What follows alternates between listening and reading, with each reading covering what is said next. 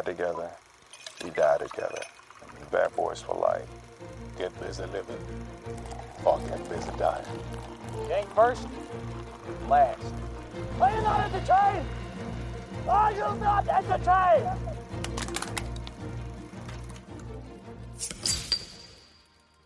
Welcome to Brews and Reviews with Mick and Pat. I'm Mick. And I'm Pat. And each week we sit down with you degenerates to pretend we're certified cicerones and cinephiles. That is right. So grab a cold one and join us as we review Breckenridge Brewery's Palisade Peach Wheat and the Super Mario Brothers movie. And if you've been with us before, you know what time it is. Release the Kraken! Ooh. Smelled peachy. That's Peaches a hit my really nostril peachy smell. right out the gate. Yeah, that's super strong. And it's like not sour or cidery. That smells like honestly like a fresh peach. Yeah. I'm expecting some fuzz. Like my brain is literally expecting Little peach to take a fuzz on bite out there. of some fuzz. That could definitely happen. The first sip, I don't know what I'm tasting besides peach. There's some peach in that. Yeah. We're pouring it in glasses because we're sophisticated these days. We're cicerones. Mm. We drink beer out of glasses. It's got a really nice amber color. Yeah. Like it's really nice. Pat, tell me about this. Tell me about this beer, man. Yeah. Give me a lowdown. So, Breckenridge Brewery. We've done one of their beers before. Yeah, Pine Cum, One of Mick's favorites. the Christmas special. Yep. The Breckenridge Brewery's Christmas Ale. But today we're having the Palisade Peach Wheat. It is, so from Breckenridge Brewery, and they started back in the 90s. We kind of reviewed their brewery more on that Christmas special. But they started in the 90s in Breckenridge, Colorado. Ended up with a second brew house in Denver, and now their main operation is in Littleton, Colorado, on a 12-acre space where they can brew. Not even in fucking brew. Breckenridge anymore. Yeah. They're posers. So they're in Littleton now. And this beer, it is, what's this bottle saying? It's 5.3%. Yeah, man, I don't know. It's your ABV. job. Literally says here on know. our notes, Pat reads bottle. And they not much else on there. Got the classic Surgeon General warning. It's a hazy American wheat bursting with peach flavor. And they've got a picture of Palisade, Colorado on the label with a peach nursery and some mountains in the background. Palisade, Colorado, known for its peaches and its wineries. And the if you've never visited there before, it's worth a visit because it's got some good views. They've got bed and breakfast. You can hang out there and go to some wineries, hang out. Is it a little old town? Is it area. actually is that your real actual recommendation? Not just you being nice, but you've been there and you had a good time? I have not been there, but my wife just got back from a trip there, Oh, okay. and she had a great old time. That's good. You look like a drill sergeant. Private Pat, unfuck yourself right now. Mick is wearing what he has said will now be his new hat for life, and also says we will not see the top of his head for a very long time. It's hard to wear with these headphones. Which we might be seeing the top of his head sooner than later because he can't keep his hat and his headphones on at the same time. It's a clean looking hat. Where's that hat from? Who makes that hat? Hey, if you want to learn about the hat and the story behind it and why I love it so much, to listen to the regular podcast. That's true. That is true. We will be discussing the hat.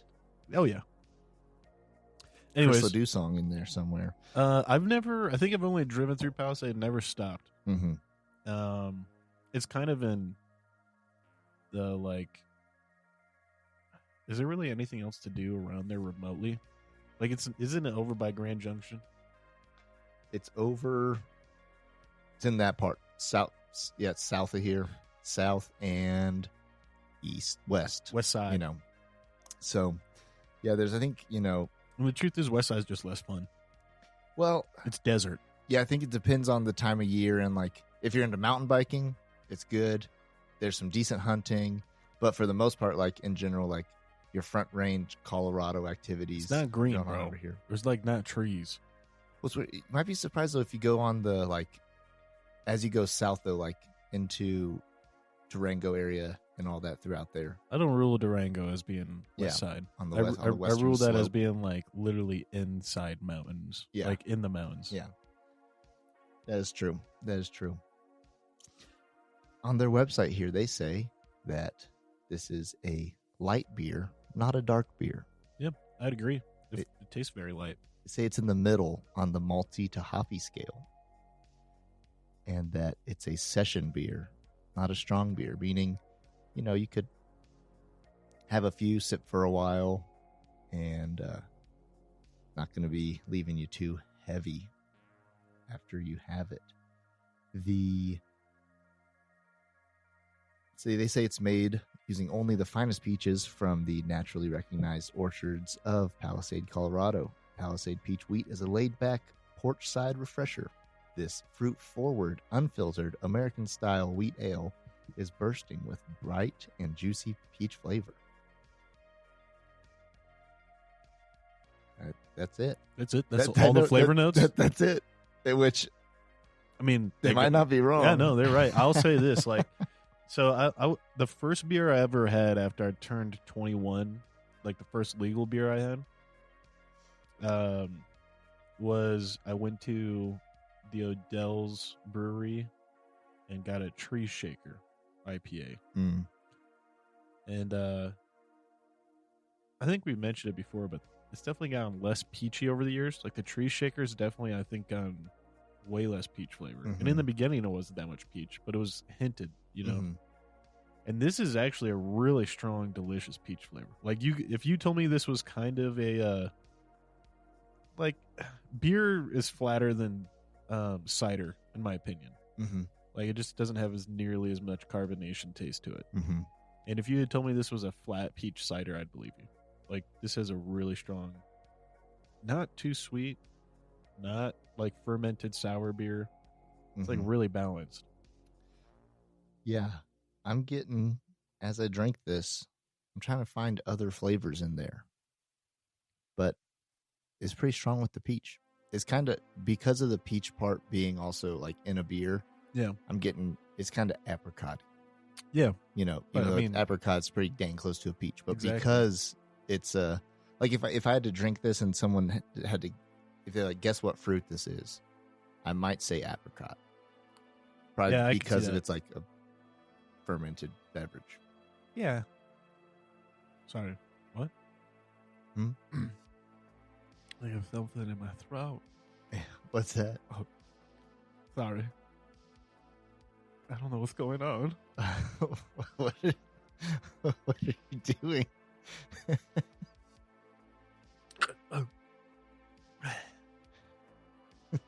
Pat? Yes. Pat, I think something's happening to me. Are you allergic to peaches? No, Pat. What? Oh my God. It says here. It's owned by Anheuser. Anheuser. Oh no! Are you turning gay? turning gay. Anyways, sorry. I've been seeing those videos of people drinking Bud Light and then turning like sassy. Yes. I just thought those are so funny. Look, here's the thing. You could try to cancel me. My mom's a lesbian, so get fucked. But I just think those are funny. Mm-hmm. And you know, I'm be honest. If someone offered me a Bud Light, I'd probably pass up on it just because I don't like the taste. Mm-hmm. I don't understand the whole boycotting. Like, Right. I don't feel like they wronged anyone. Mm. It just is like I don't like the political message that they went with. Mm-hmm. Sure. Then, like, don't buy their product. Mm-hmm. But I've seen a lot of vehement, like people are calling Bud Light tranny fluid. Yeah, oh my God. I'm just like, I get how that's funny, but I also think that is incredibly like only fuel to a already raging fire where they think you hate them. Like the reason the transgender community and LGBTQ are so aggressively, offensively defensive about this kind of thing is because of the people who say shit like that. Yep. So it's like, hey man, like maybe just like stand your ground and be like, hey, I don't agree with this Dylan Mulvaney guy, chick, whatever, whatever they're going by. But I'm also not a bigot and I don't hate anyone. And even though I'm not going to support that and just support companies that really put that as part of their political agenda, that doesn't mean I'm not happy to sit down and have a beer with someone who's they, them, whatever. Right. Like I would love nothing more to actually get people who can have a serious conversation and not discuss their sexual identity on this podcast.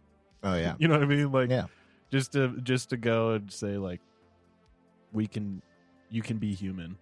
You know what I mean? Oh yeah. And you just prove them right by fueling the fire with that stuff. Exactly. They're just like they hate us and they want to get rid of us. And then you say stuff like that. Like, I'm drinking no fucking tranny fluid. And then it's just like, all right, well, good on you for being exactly the monster that they think you are. Anyways, sorry, tangent. I just wanted to go down that road because it is Anheuser-Busch. So many people are boycotting along the way. Yeah. They went big with the... Did you ever drink Bud Light ever, or like Budweiser? I mean, did you ever drink? You mean like have I, or was it like my was like it a routine? A regular? No, it was never like. I've probably bought Bud Light like twice in my life, and then I've had it, more than a handful of times, barbecues, whatever. Sure, like, at things, but no, it's very rarely sought out. I did enjoy some Bud Light Platinums once, but that was like when I was underage and I didn't like really know what good beer was. But I did have some good Bud Light Platinums. But then the other one was Budweiser, Bud Light, whichever one it was they're making the like margaritas in a can. Oh yeah, and those are pretty damn good. Yeah, I had those, and they were pretty delicious. But once you like live somewhere where there's like a lot of good cheap beer, you just don't get that stuff.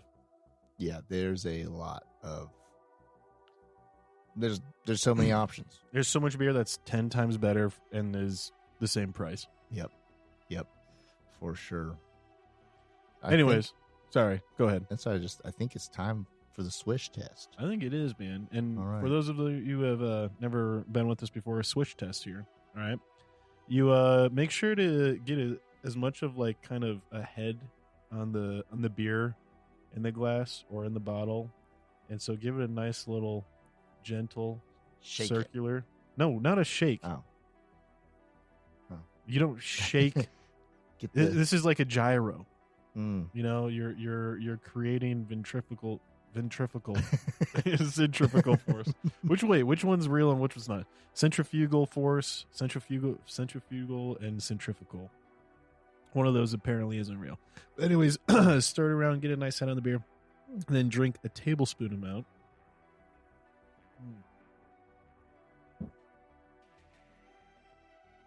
And then you're gonna swish it around. I'd got too much. I was joking. I couldn't talk. Then you're gonna swish it around. And let it go under the sides of your tongue to those back molars, and then swish it through the sides of your teeth to your left cheek, right cheek, left cheek, right cheek. And then get it behind your front teeth and make your tongue, your taste buds, a flat wall, and push it through those front teeth and get it nice and foamy and sudsy. And you'll get a really good aerated flavor, and you'll taste the whole flavor of the beer. Smoke break.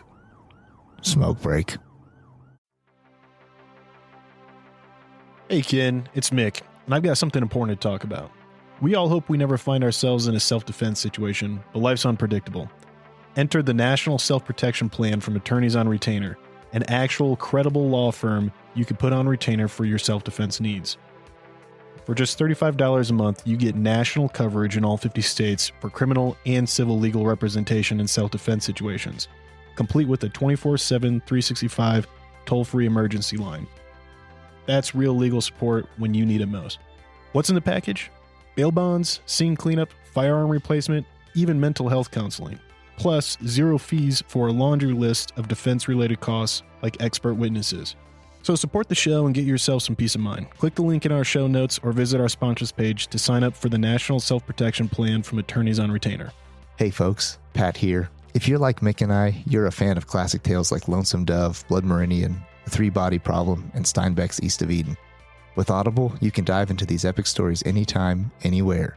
Sign up for a free month, and your first audiobook is on the house. To start your free trial and support our show, click the link in the show notes or swing by the sponsors page on our website. Want an awesome website for your podcast? Check out Podpage. We use it for the Mick Pat show, and it's a game changer. Set it up in minutes, no coding needed. Support the show by using our link to get started. Your podcast deserves a home as great as ours. Podpage, the one-stop solution.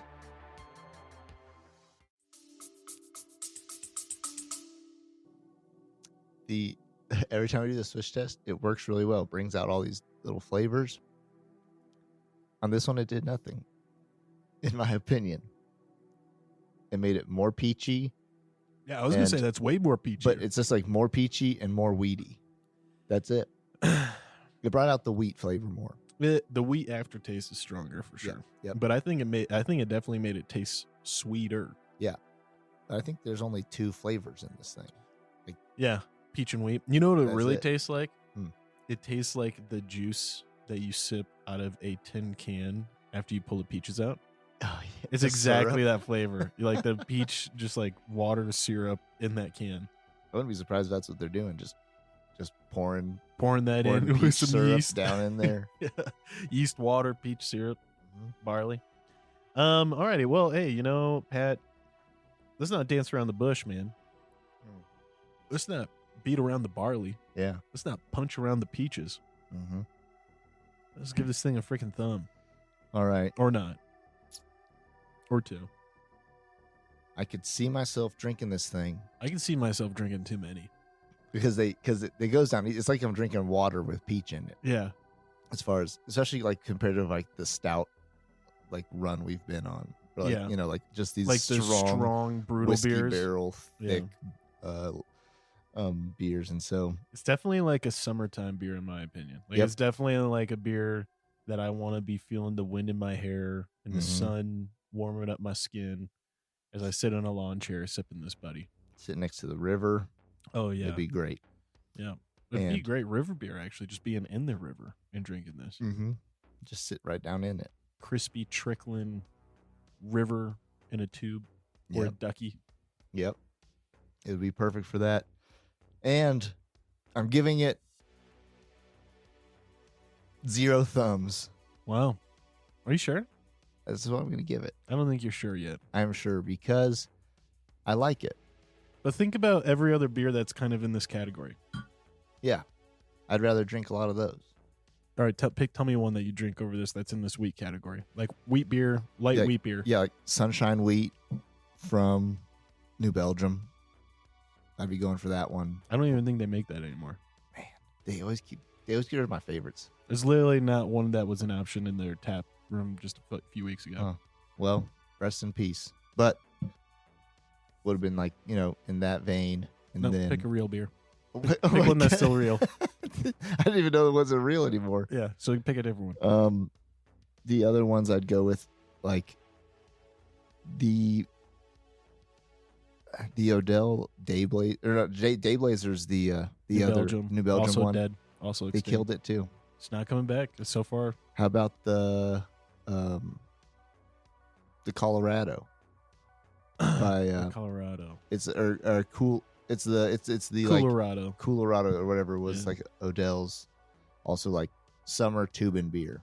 It's like I would just take that, Okay, All all right. So I think that- I guess I get what you're saying. I just think that it's a beer with peach in it. I think it's more than that. Hmm. I think it's a beer Mm-hmm. that tastes a lot like peach without tasting bad in any way. Like there's no bad aftertaste, no middle, no beginning. That's true. If you're comparing it to other fruit beers, Like in I would, that sense, too. I would pick this. I'm never gonna get a Tree Shaker again.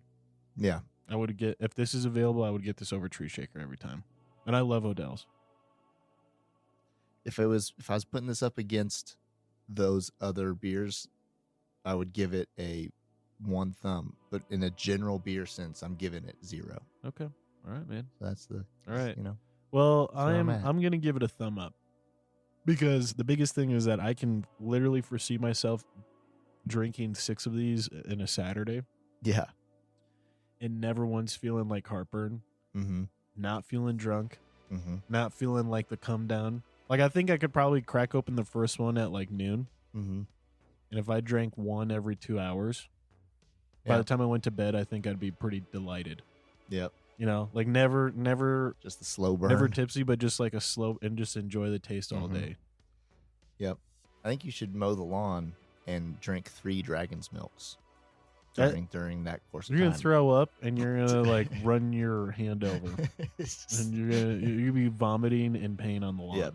Whereas this one, this would be a good post lawn mowing beer.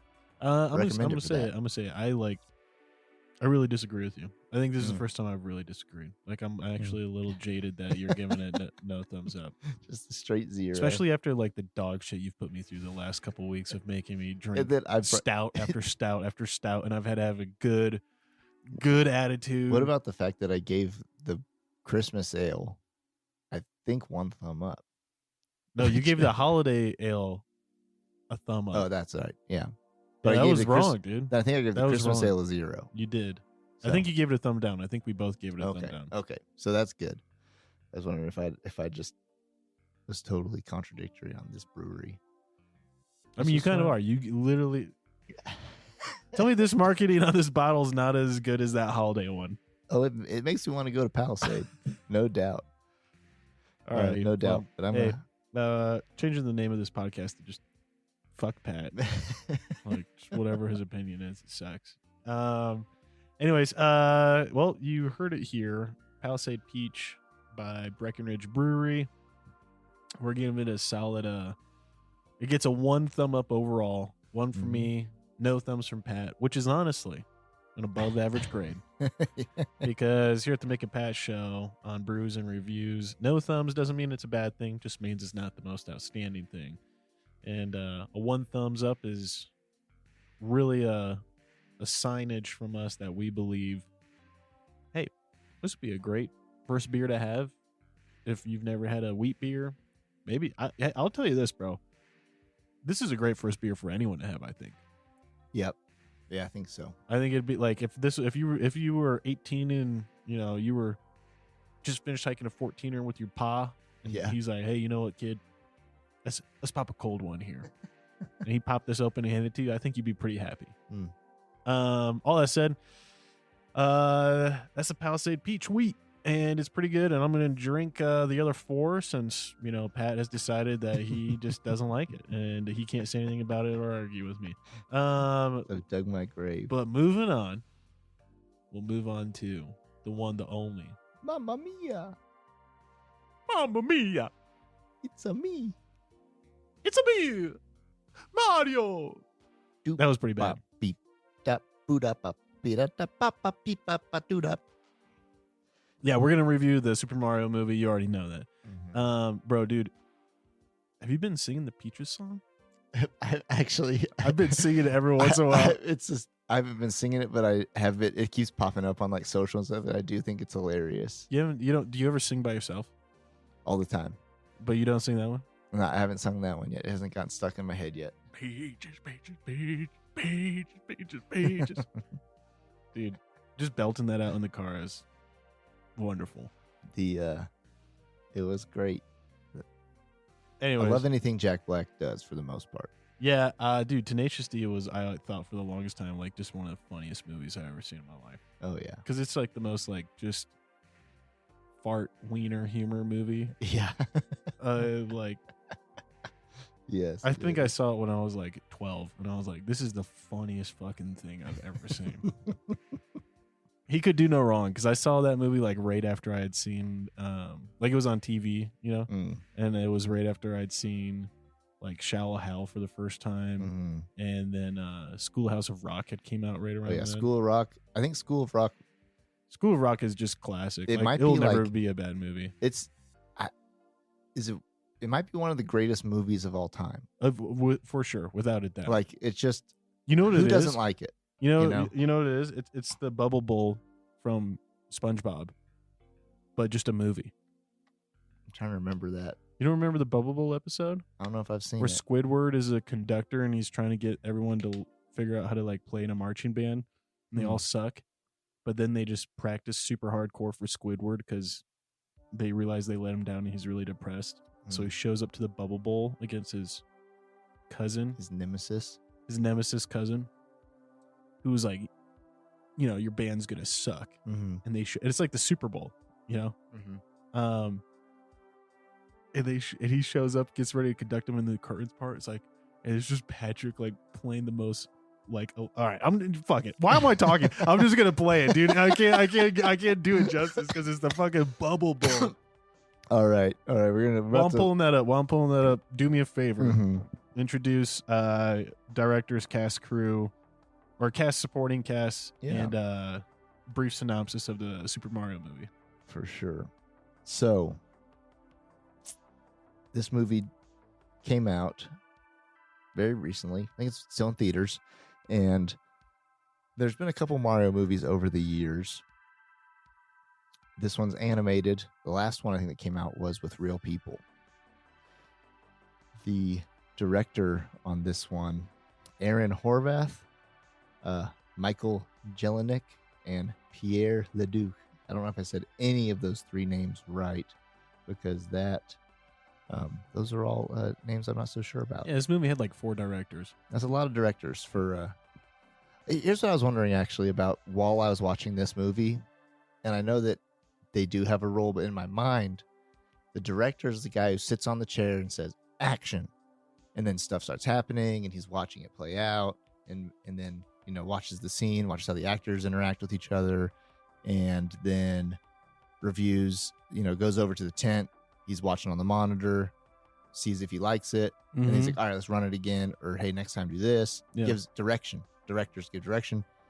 I do know they do stuff for animated films, but I was wondering what that looks like. Bro, you can see like behind the scenes of like video games and stuff like that. Like usually the director, one of them is in the recording studio. Like with like the voiceover people. Yeah. With the actors doing the voiceover saying right. like give it again like this.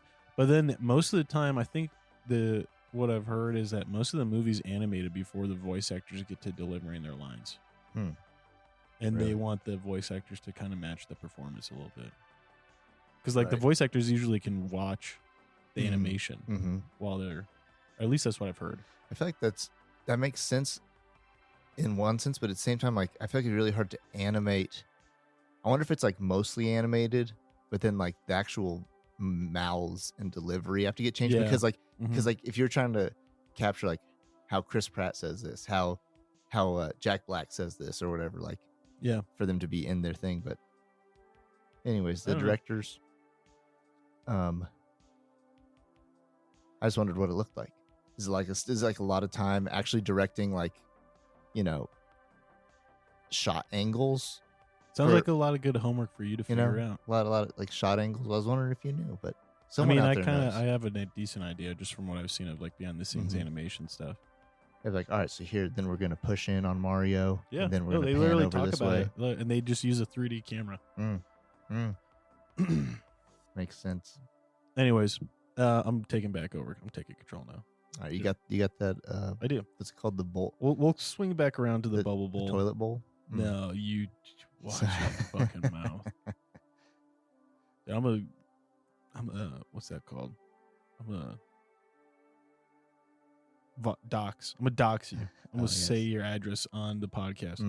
Mm. Anyways, lead actor Chris Pratt plays Mario. You know him.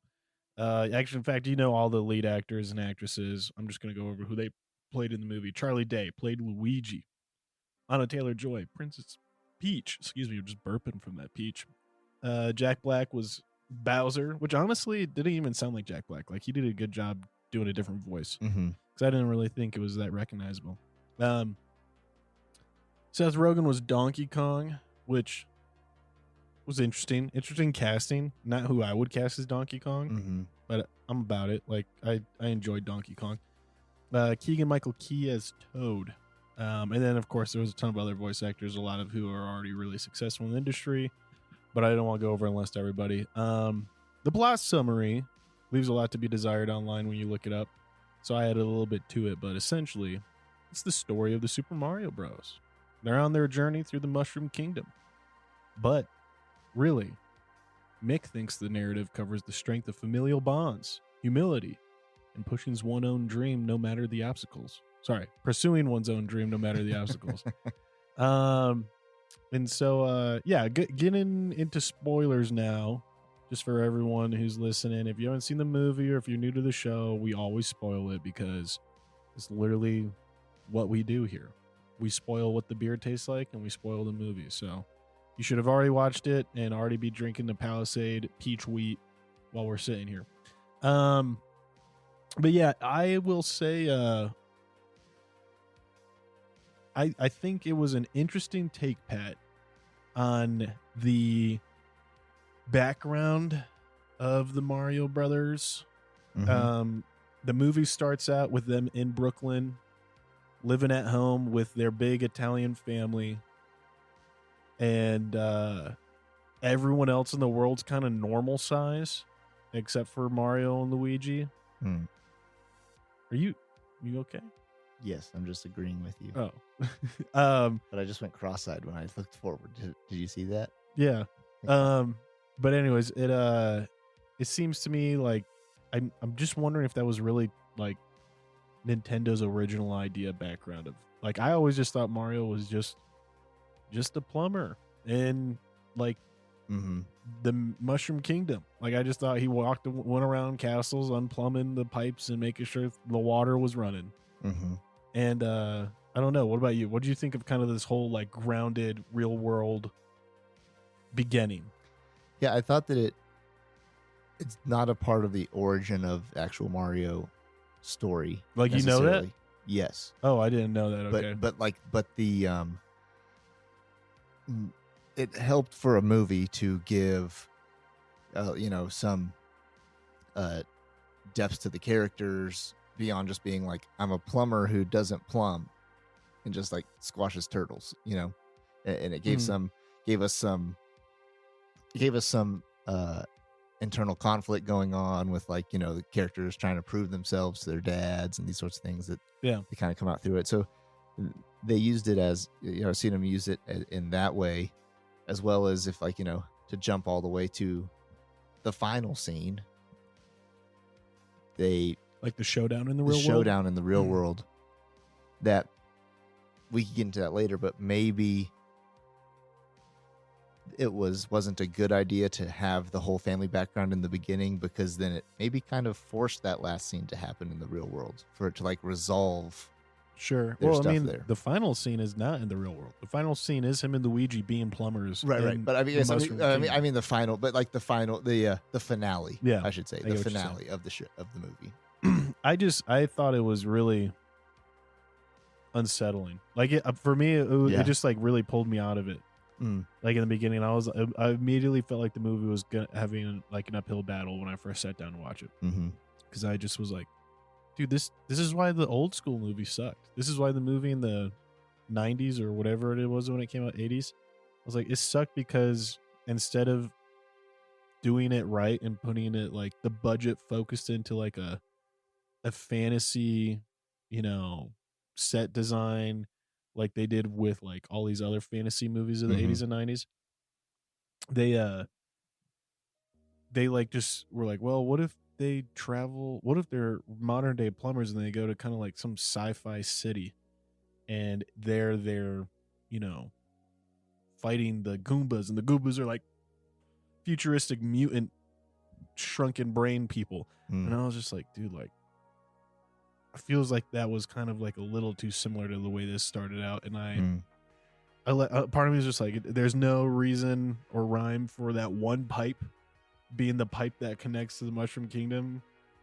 I just was like, I just really thought they would have had way more momentum starting out with just like Mario, Luigi being like, yeah, they're just plumbers. They're just plumbers in In the Mushroom Kingdom. the Mushroom Kingdom. Like Right. that's what they do. Right. And I felt like that would have been a lot better of a start. I Mhm. just didn't really dig though. Yeah, I wonder what 'Cause people. There was so much time wasted, I think, on early set pieces, like the whole like fixing the plumbing for the dog Mm-hmm. in the bathroom and stuff. I was Mhm. just like, why not do this in a much more entertaining scenario where it's like they're fixing the pipes in the castle and over Mhm. here what's going on with Bowser and Right, because you they know- could still be lowly people in the. look at all the fucking pipes there. Yeah, in the Mushroom Kingdom. Yeah. And lowly, I mean, meaning to be a plumber's lowly, but to be like, just a guy in the castle, Mr. Fix It, Yeah. not necessarily, the heir to the throne, right? Mhm. And yeah, so then you could see them being misfits or mess ups, and you could show that just in the Mushroom Kingdom. Yeah. And so they probably could have gone without that. I was wondering about the scene too, the commercial in the beginning. I thought was kind of funny with them, like with these voices. I don't really. Oh, like their fake Italian They're voices. fake Italian voices, but I was wondering if they were just making people upset by doing that, and it wasn't really that big of a win. I don't get it, man. Like, I just don't. It's hard for me. Sometimes I think like maybe that was like an actual Nintendo choice, and they're like, Mhm. this will really resonate with American audiences or whatever. Right. Or Because the Japanese do that all the time, and it's like so. does not compute. or Yeah, they do it all the translate. time in video games where it's like our American audience will get this, and Americans are like, "What the fuck is going on?" And Mhm. I think like I wonder if that was their thing or that if that was an actual studio interference where the studio's like, no, we got to ground this. It can't be Mhm. all Mushroom Kingdom. And I was the first part of it was a big uphill battle for me to get into the movie. I wonder if it was all just so that Chris Pratt didn't have to have the Mario Italian voice the whole time. Oh, man, like as far as like, because if you were, I think there was nothing you could have cast a million different people for that. Yeah. It was a ticket sales thing. oh yeah, for sure. Like, it was. I mean, don't get me wrong. I thought he was fine. I I love thought he was fine as yeah, Mario. and I He's love- a good. I He's love a great Chris Pratt, voice but, like, actor. you could have paid anybody a tenth of the stuff, whatever. Now maybe only a tenth of people would go to see it, you Yeah. know. But I was wondering if they just like that was while I was watching. I was like, did they do this so that he could talk in like a less? Why not just make him talk in an Italian accent the whole Yeah. time? Yeah. This fucking movies. Look at Marlon Brando. Put cotton balls in his mouth to sound like an Italian mafioso. Yeah. Like just fucking. Hey Chris, we need you to like do be it. this character, but also you're gonna sound like Mario the whole movie. Okay. Yeah. You're gonna do it the whole movie. Mm-hmm. And I think that would have been better. But anyways, that's kind of the only beef I really had with how it kicked off. Like, I liked that there was quite a few Easter eggs right from the get go, and then once they got to the Mushroom Kingdom, man, it's gonna sound like I didn't like this movie. Mm-hmm. I thought it was bad decision, bad writing to separate Luigi from Mario for most of the movie. You just muted yourself. Yeah. I just thought that wasn't good, dude. I thought like having Luigi be separated, especially when the voice actor's Charlie Day, and Charlie Day's such a great emotive actor, Mm-hmm. to just have him in a cage for, gosh, I don't know what, over 80%. over half the movie, Yeah. if not more. Yeah, I think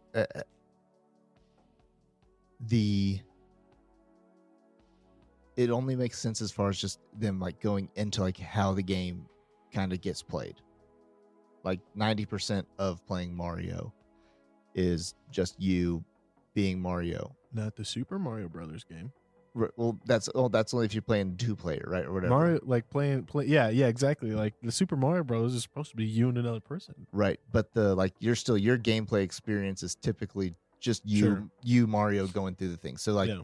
and they could have made it funny throughout with like they still could have kept them together, Mm-hmm. but then just kind of played to the fact that like Luigi is the stepchild of Mario Bros. In that like most of the time people are Mario and Luigi just kind of comes in when like you have a buddy over to play, right? Yeah. Or whatever. And so throughout the movie they could have like played into that. I don't know why they made that decision. Yeah, I think I really don't think it was I think that was a studio move. I think the studio was like, we got to have a strong female lead, and we got to make sure Peach is there as the strong female lead. And I thought I was looking forward to it being kind of classical of like. This is a good point because Peach is supposed to be in a cage for 90%. Yeah, that's how it always goes. Bowser always gets her, and then you go rescue her. That's like the standard gameplay. That's the way it was for the like Mario Brothers games back in the day, like the early ones. But then like you also play Super Smash Bros. And Peach kicks ass, right? And so it's like, it's one of those things where I think with like all the games that have been out, they could have had Peach kicking ass. And the reason she's not in this castle is because she's going castle to castle, kicking ass on her way to Bowser. We could have seen that. And by the time Mario and Luigi get there, they think they're rescuing her. But really, like, they've just kind of been riding her coattails to get to Bowser. And then it's like a big, huge, like, 3 versus 1 fight, like it was in the, in the movie kind of. Right. In the movie, I guess it was 2 versus 1, which was a great payoff at the end, actually seeing Luigi and Mario together, teamed up and able to take on Bowser. But I just was like, dude, what? It's the Super Mario Brothers movie, not the Mario and Peach movie, which... No diss to Anna Taylor-Joy. I thought she did great as a voice actor. I thought she brought good energy to Peach. But that was the thing I didn't like. The next thing that I really had a beef with was the voice acting, or the voice casting. Like Cranky Kong was being played by Fred Armisen, which Fred Armisen's a great actor and he's funny, but like he's pretty hammy. Like, Fred Armisen usually goes over the top with his character roles, especially if you've ever seen Portlandia. It's just, like, absolute over-the-top 1,000,000% parody, which is funny. Like, that's what he's good at. But it's, like, Cranky Kong is supposed to be, like, an old... I thought they should have casted, like, an actual old Jewish guy. Yeah, exactly. Like, right. Instead of him playing an old Jewish guy or whatever. Yeah. And then... I'm trying to think of Seth Rogen as Donkey Kong. Like, I'm just not a big Seth Rogen fan. I think he can act somewhat, and I know he enjoys doing voice acting. But like, bro, Donkey Kong, man, like that could have. Tell me that couldn't be disrespected. Tell me that the king. I think so. I think they did by having Seth Rogen too, because I think that would have been the Terry Crews character, bro. I think. Like, Donkey Kong is literally the bouncing of the pecs, just yoked out of his mind. Like, I wonder if they tried to get The Rock, and then they could. You know what I mean? Like, but even that, The Rock would be bad voice casting. You're right. Because it's too much ego. And yeah, Donkey Kong is egotistical, I guess. Maybe from the games, it's hard to say. Like, he doesn't say much. Not a lot of character development in those old games. But like, the idea is that like Donkey Kong still like, I remember like playing those games and like, still kind of sensitive, and he still kind of pouts sometimes, and he sits and cries a little bit, and he's really strong, but there's a lot of times when you're playing the games like Donkey Kong 64, you got to play as a different Kong. And I just think Terry Crews brings the perfect, like, I mean, that's kind of typecast, like that's kind of what he always does, is like the super buff macho guy that is like actually really emotionally soft, right? Like I just think about and I pronounce you Chuck and Larry, and he's like this beefcake firefighter in the like the bathrooms and stuff, but he ends up being actually gay. Oh yeah. I just remember, like, he's just really funny, like in playing those roles. I just thought he would have like crushed it as Donkey Kong. And like I think when I think of Donkey Kong, I guess I could have just seen like that being the voice to it. But what about you? Like, what about like voice character wise? It took me a while to get used to Peaches too. Like Anna Taylor-Joy, I thought was a little too like real low voice. It was kind of, I'm used to Peaches being like so high pitched. Yeah. And I'm just like, I just can't like, when Anna Taylor-Joy's like voice is really mellow. Yeah, I think, it was voice acting. So like everybody was kind of changing their voices, but like a little bit. But just a little bit. Lots of people didn't, but also lots of these people are like known for their voice. And so like for instance, like, so Seth Rogen was cast as Pumbaa in the new was he? In the new Lion King. Gotcha. And that was like great.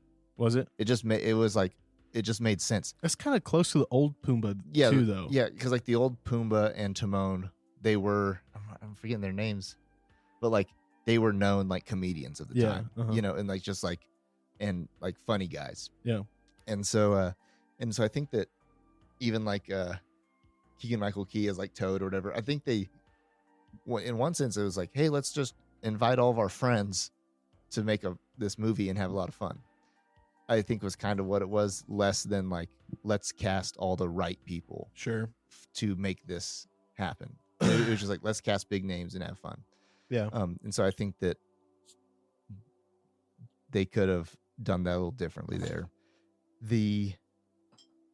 I wish there was more Diddy Kong. Dude, I love Diddy Kong. He just got his little cameo. Yeah. And, I wish they would have done the full Donkey Kong 64 song rather than just the DK. Oh yeah. Donkey Kong. Like, cause they did such a good bit with like all of the little rap and rhyme parts from that original video game. Mm-hmm. And I was really looking forward to like the whole song. But that part, like as soon as that song came on, I started to get watery eyes and like just was smiling ear to ear, dude. Cause like it was pure nostalgia. Oh yeah. They had some good nostalgia points throughout there. And I did like all that, and the way that song specifically is funny. It made me, I probably haven't played that game, I don't know, in like 15, 20 years. So it's funny, just like, not 20 for me, but close. Yeah. And I had fun with all that. I appreciated like they brought back like the funny bear suit that you can fly in. That's from Raccoon. Raccoon suit. Yeah, it's from Super Mario Bros. 3, and you can fly in it. And it's funny to have some of those things come through. Dude, I had like the weirdest Mandela effect with that because I swore in the trailers it was the version of Mario with the wings on his hat. Oh yeah, that was flying around. And I kept on waiting for that moment in the movie. And then when he got the raccoon suit, I was like, wait a second, did I misremember that? And I had to go back and watch the trailer again to make sure I wasn't misremembering it.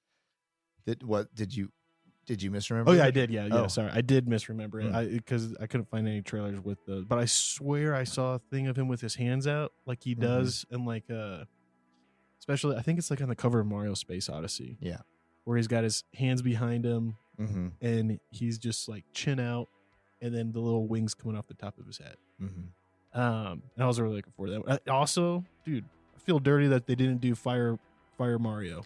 I do feel dirty that they just did the Peach one, because then I feel like it set it up for him to do it. Yeah, but then he never did it. Yeah, it's kind of one of those things where like it felt like I was watching a movie that the writers knew like a ton about the lore of Mario, or had played stuff, because there's so many Easter eggs throughout the whole thing. Right.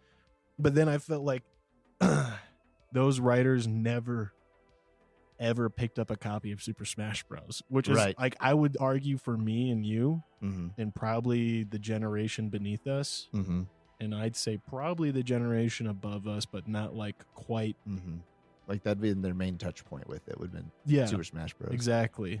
And dude, I like, because what it feels like to me is like they're actually building up a Super Smash Bros universe, like the way they introduced Donkey and like all these other characters that got moments. Now, I don't know how that'd work, because like there's the Sonic movies by Sega. You know, Sega gave the license, and the Sonic movies did pretty good. I just think that'd be like, it's a lot harder, I think, to do that than to do the Marvel movies. Yeah, because you know, like Spider-Man is Marvel, but Sony owns the rights. But like Super Smash Bros is like a bunch of characters from a bunch of different studios that then Nintendo makes the game for. And I just would love to see a movie like that. I think that'd be so sick. Or like a couple more, you know, Nintendo Universe films. But I don't know if we're gonna get it. But it kind of feels like like even the finale with Bowser. Oh yeah. Like the way they were like, they got the star and like there was, you know, invincible. But like the like, it felt like they had just broken like the Super Smash Ball. Oh yeah. You know what I mean? And it felt like I was watching the like finisher move with the Super Smash Ball. But go ahead. No, for sure. And the Donkey Kong Kingdom was way cooler than the Mushroom Kingdom. Oh like the whole thing was just sweet. Like I'd rather have watched a Donkey Kong movie. I like this movie too, but like when they did that whole It's cooler than Brooklyn. It was oh yeah, it was a pretty cool scene. And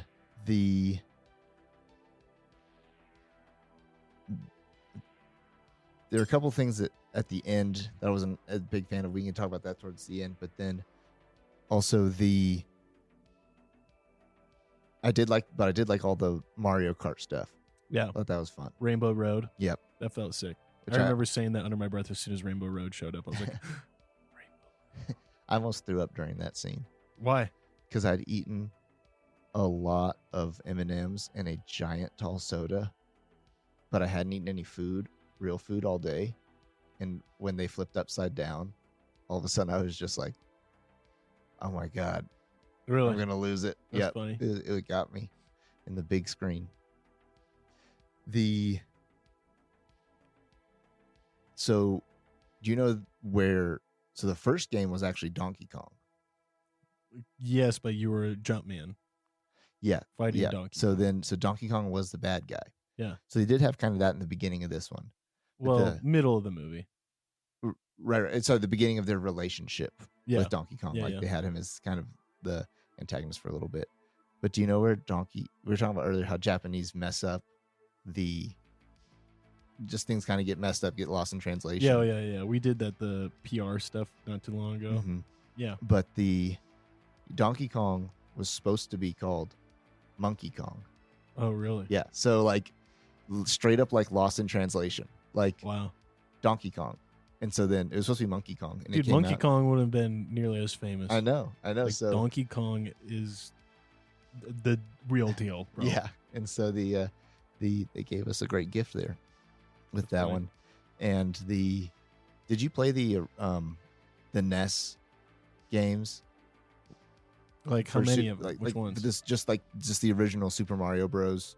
No. With just A and B and then I played the pad. first one I played was on a Game Boy, the original Game Boy, which was like I don't know which Super Mario Brothers version it was, but it might have been the first one for Game Boy. Yeah.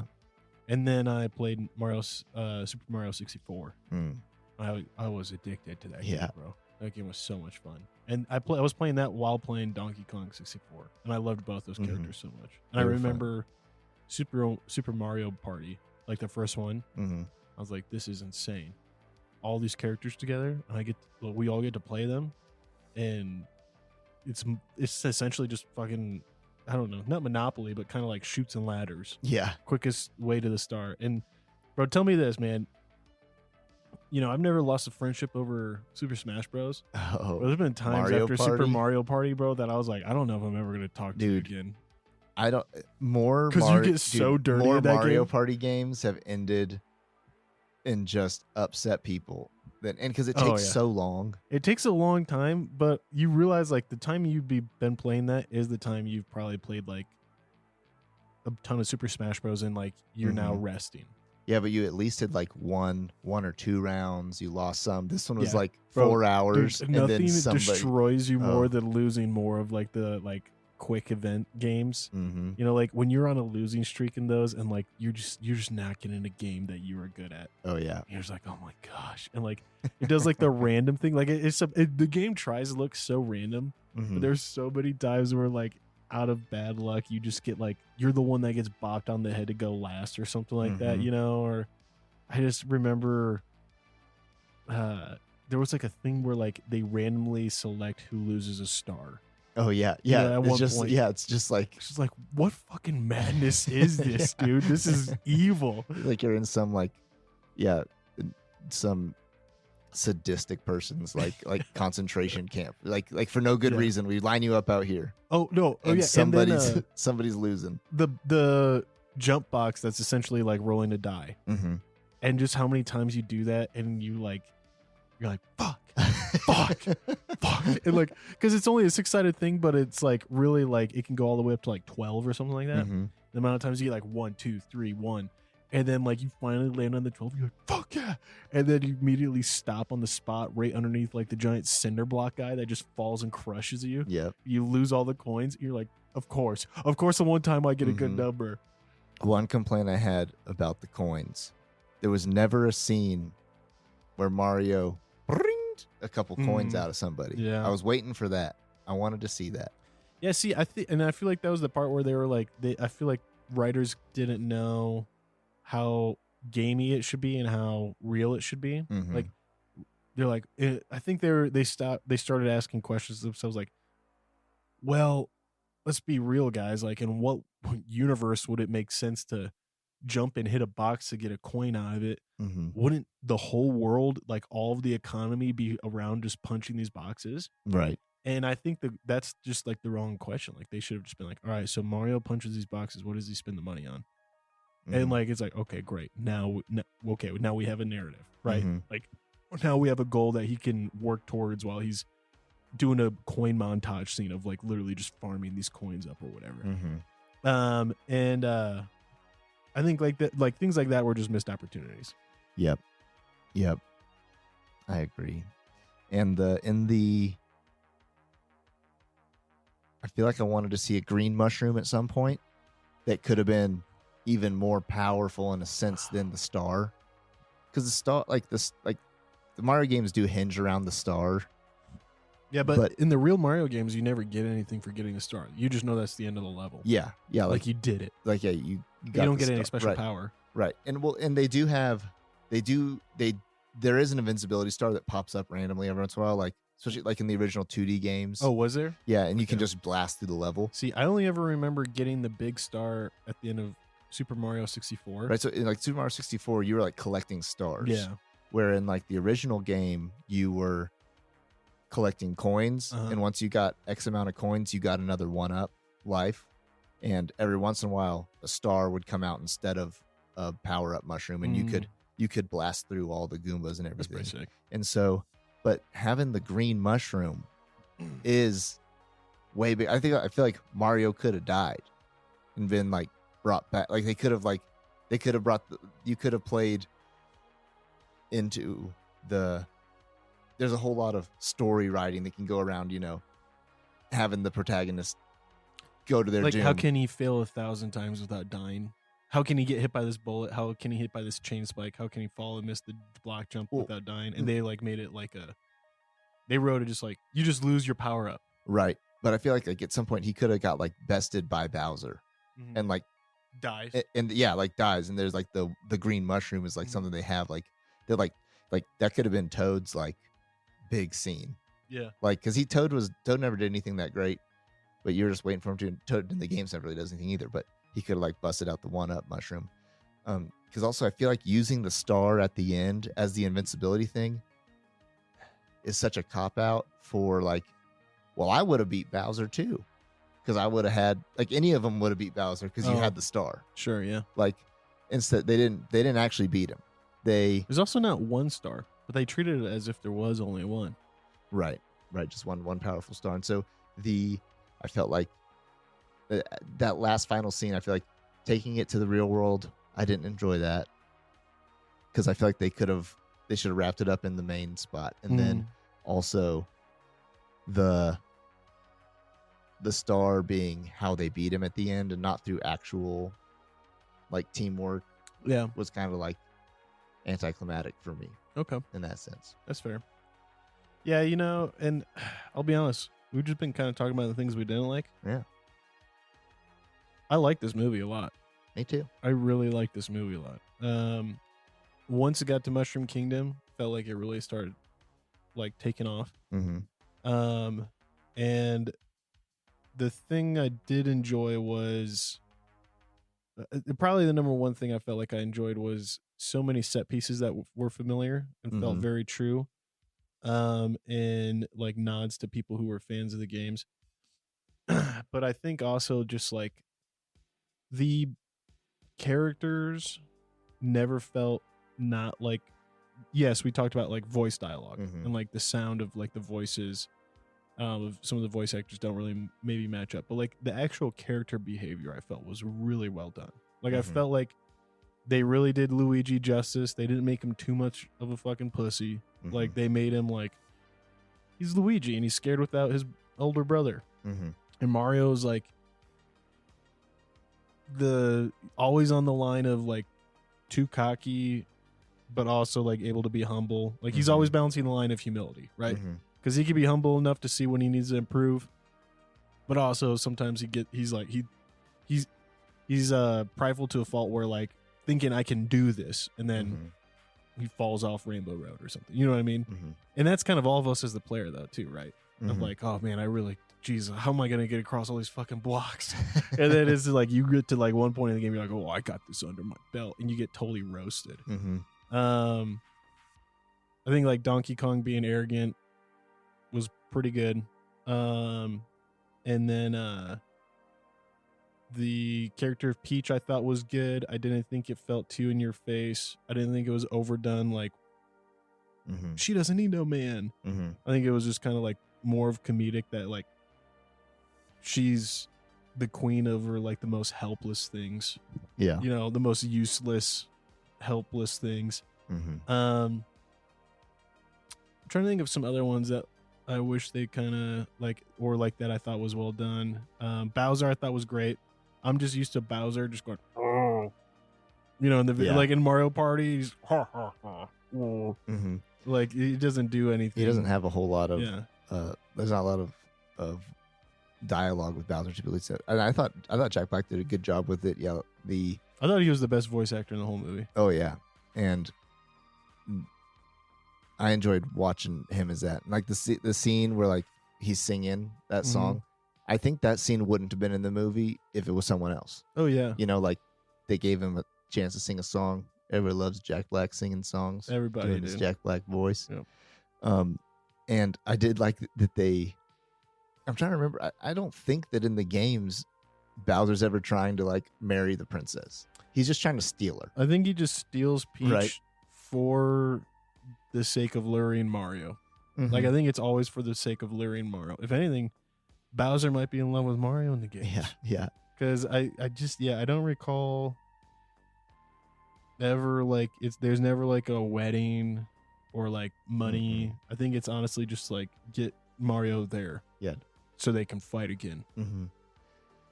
And I thought it was a good Bowser. Bowser's a classic character. Classic, dude. I'll say this too. Felt real done dirty.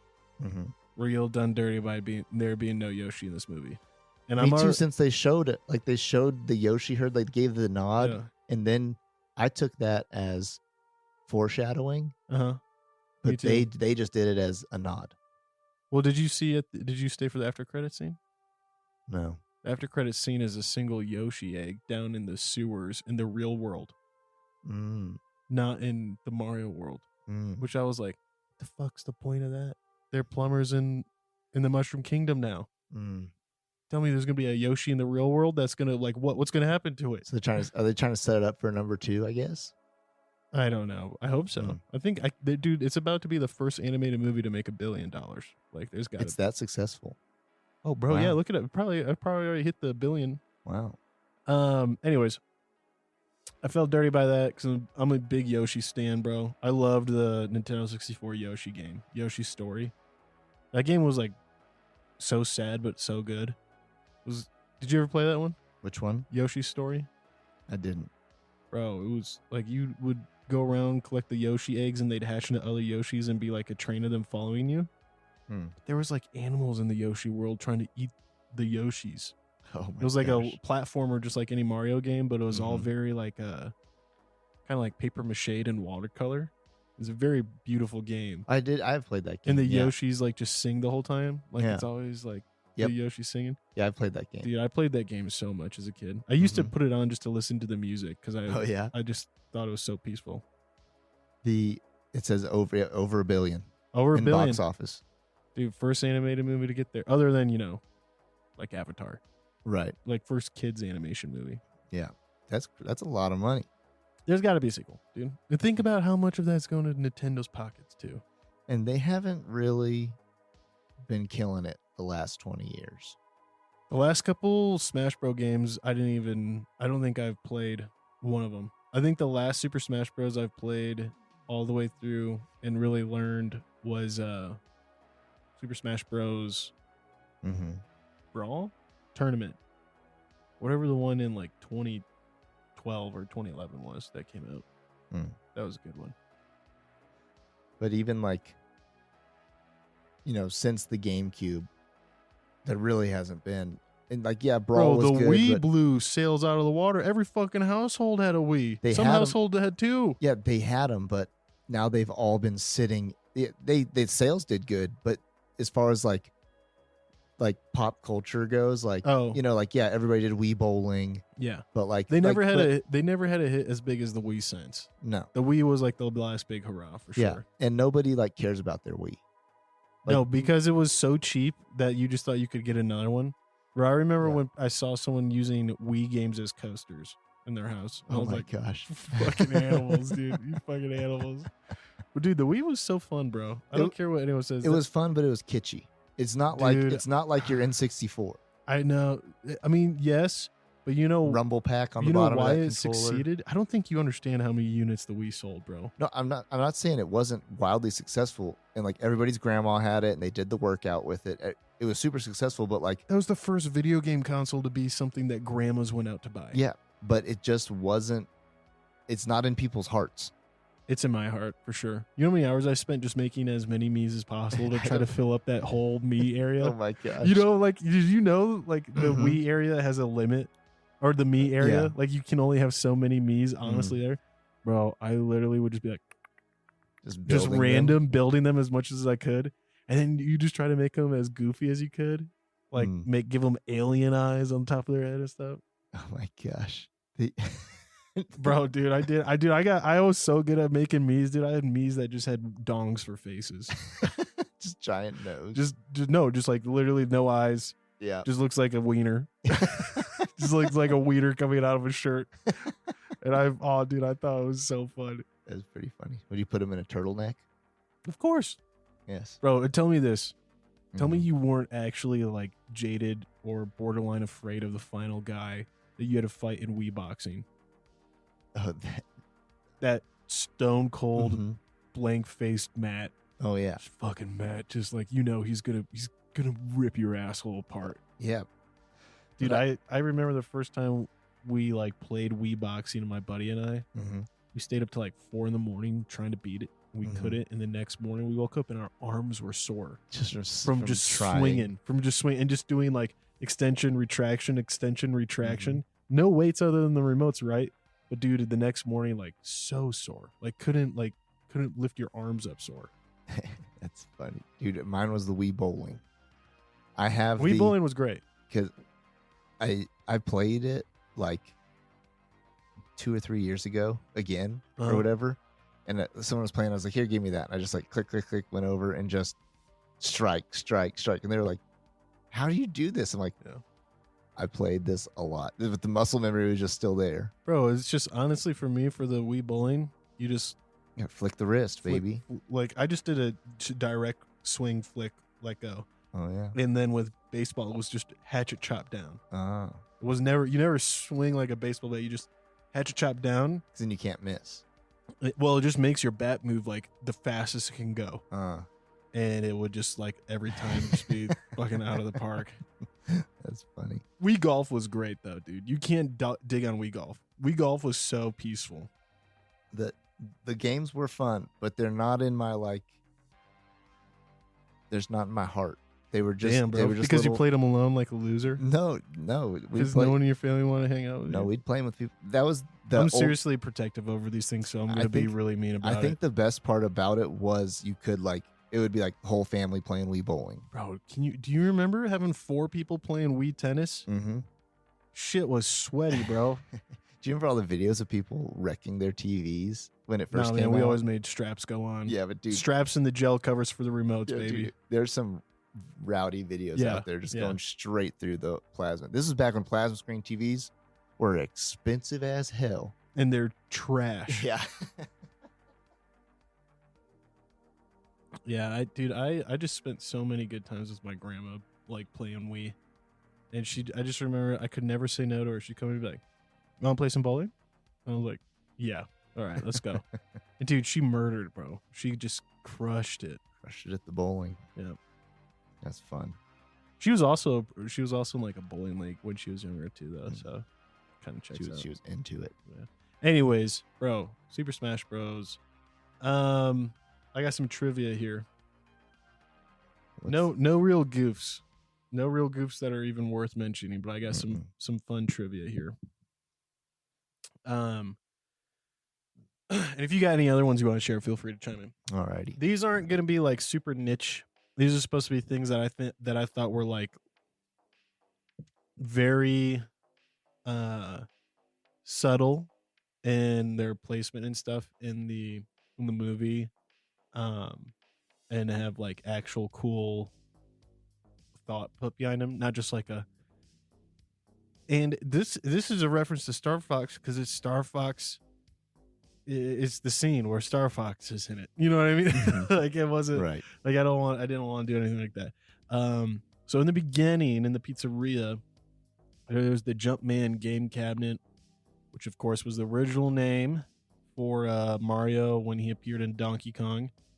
But the character was changed to the name Mario as a tribute to the landlord of Nintendo of America's warehouses, Mario Segale. And I'm just thinking, like, Mario Segale had to put a really good impression to all these Japanese guys to be like, okay, the main character's name is Mario. Like, that's not like you don't punish, you know, that's not a punishment. That's like, or an insult. Like, there's no way, like, that guy wasn't an outstanding guy to cross that culture and for them to be like, he's the hero. Mario's the hero of the story. Yep. When Luigi's phone rings, I love this. It's giving me nostalgia too. His ringtone is the startup jingle from the Nintendo GameCube. And the default color icon resembles a me. And I also love that a lot too. Yeah. I think throughout the whole movie, they sprinkled in lots of sounds. That GameCube It's pretty ringtone good. really hit me hard though. Yeah. That Game 2 one, like that was almost as hard as the Donkey Kong song. Yeah. The French restaurant in the film called Chassé du Canard. Maybe I didn't say that French now. Oh, oui, no. Oh, hey, Pat, give me your French accent. Chassé du Canard. Hey, there we go. Thanks, Pat. So well read, so global, so diverse. This can be seen in the background of some shots in Brooklyn. Again, do it again. Oh, Chassé du Canard. Translates as duck hunt. Or chase the duck. Yeah. Shut up. It's just funny. Chassé is the word for hunt in French. As Jean Paul. Yeah, it's also take one letter and it's just chase. I know. And Chenard is like, anyways, keep going. Canary. You know, Canard. it's just bird-based Latin. Excuse me. Another early Nintendo game, which was often packed with Super Mario Bros. The restaurant's logo is a duck from the Duck Hunt game. Because in the original Super Mario Bros., it was in the same game. Yeah. And so you'd have that was the first video game I ever had was Super Mario Bros. And Duck Hunt in the same game. You plug it in there, and then you had this long cord to your Duck Hunt gun. Yep. But then you'd always just stand right at the TV and just get those ducks. That was kind of the last one that I found that was really cool. That I really like. The rest of them, I don't really have any here that are mind blowing. Other than those three that I really enjoyed, there were some. Do you have any that you saw that you liked? That weren't like just like Just like blatantly obvious. it was the name Mario in their phone. I really did just enjoy throughout the whole movie them incorporating the music that was also usually in the levels that you were in. And so like even like the scene where they're DK and Mario fall into the water, and while they're down in the like eel's belly, the music that's playing while they're down there was like the water level music. What is that eel from? I don't know if it's from Pinocchio or No, the Legend I know, but of I was Jonah. wondering. I was like, is it gotta be like in another Nintendo game I'm not aware of? Maybe, but I don't know. It didn't ring any bells for me. And then just to when you're running out of time, the music starts to speed up in the game, and then there's just the classic ba-na-na-na-na-na. And so when Bowser starts playing that on the piano, I thought that was great. This one is a fun fact. I did want to mention this one. Charles Martinet, who plays Mario's father, is the actual voice of Mario, Luigi, Wario, and Waluigi, and he's been playing the voice since 1991. Oh wow, Yep. That's because I was wondering about that. Just the same guy for all Yeah. of them. They all sound the same. Mm-hmm. That's funny. That's a great gig. Some voice actors have great gigs, man. Yeah. Just imagine, like, he's had to get a good cut of the royalties, or just in a steady job. That's Yeah, it is, relatively but- easy. You but know, think about just like he's had to get good money for that. It's Mhm. also in addition to being like anyone. I bet he does the thing where like people just like, "Hey, kid Mario, say this," and he's like, "Mamma mia, you're a fucking idiot!" And, like he just like does that. Like what is that thing called? There's like a app for it where you pay celebrities to do their voice oh yeah. and just say certain things. I don't remember the app. Yeah, you can pay him to say happy birthday to your wife and Yeah. whatever else. Anyways, I feel like we really dogged on this so much more than we gave it compliments. Mhm. Well, I think here's the deal. We dogged on it because we love the game so much, and we like the movie a lot. Mhm. Like what I did like is it felt like it was a game a game moving through levels throughout it, and all the nostalgia points it brought back as well. It told a good simple story. I enjoyed it. I took my kid to go see it. It was the first. He's 3. He's probably like just barely old enough to sit in a theater for 90 minutes, and we had fun watching it. And it was fun watching his eyes light up when certain things happen, or kind of get scared when like Bowser come out and stuff. And so I enjoyed watching it through a kid's eyes as well. Yeah, I thought it was great.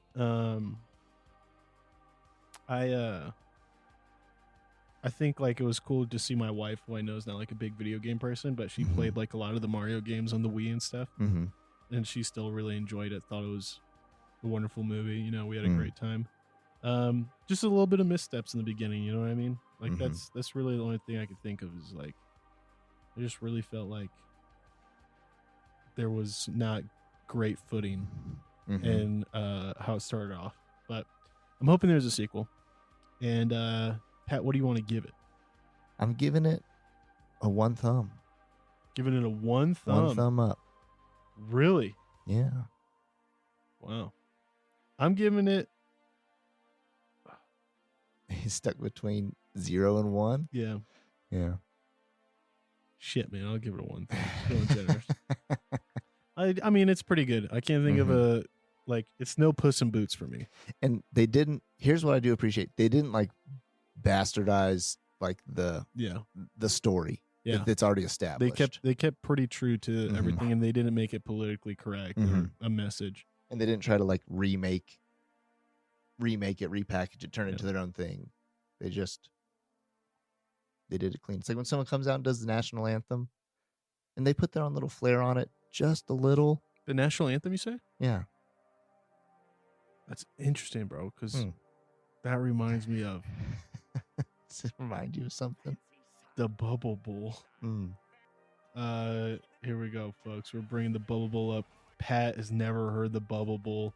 This is how we're gonna sign off here. All right. You heard it here. Palisade Peach Wheat got a 1 thumb up. One thumb from Mick, no thumbs from Pat. But the Super Mario Bros. Movie gets 2 thumbs up, 1 from each of us. So go ahead, grab this beer. I recommend it for everyone. I think Pat would recommend anyone to try it too. Just not more. It's not the best beer he's ever had. Yeah.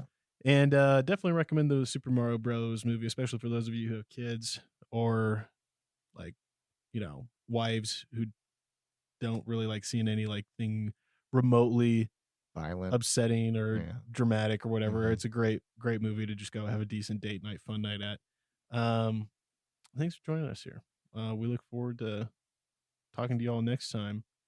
And if you love us, if you mean it, Ken, if you really love us, go leave us a review on iTunes or Spotify or wherever you listen at, because that's honestly the one metric that matters the most, actually. Truth be told, that metric matters so much more. The reviews matter so much more than anything else. In the promotion and advertisement of the podcast. So please go and do that, even if it's a nasty review. Yeah. Like a dirty review. All right, here's a bubble bowl, dude. Get freaking ready.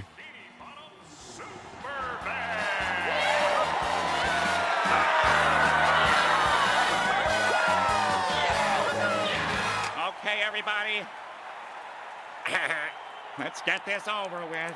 1, 2, 3, 4.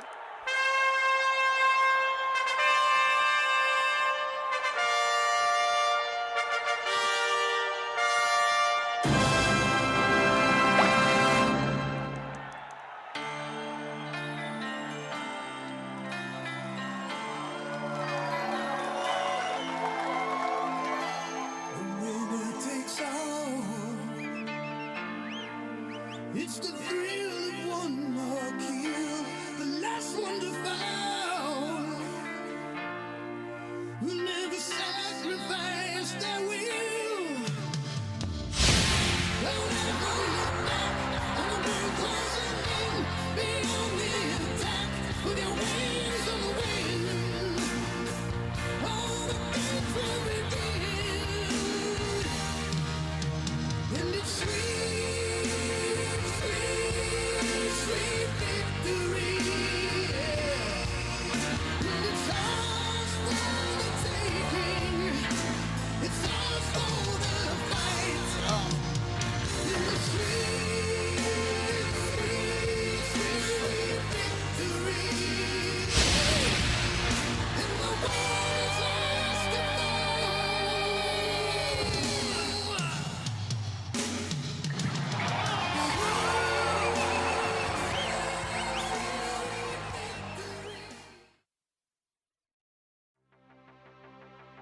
Thanks for tuning in. If you love this episode, drop us a review. If you have qualms or comments, leave us a voicemail on our website. While you're there, check out our latest news, merch, and deals from our sponsors. Till next time, Ken.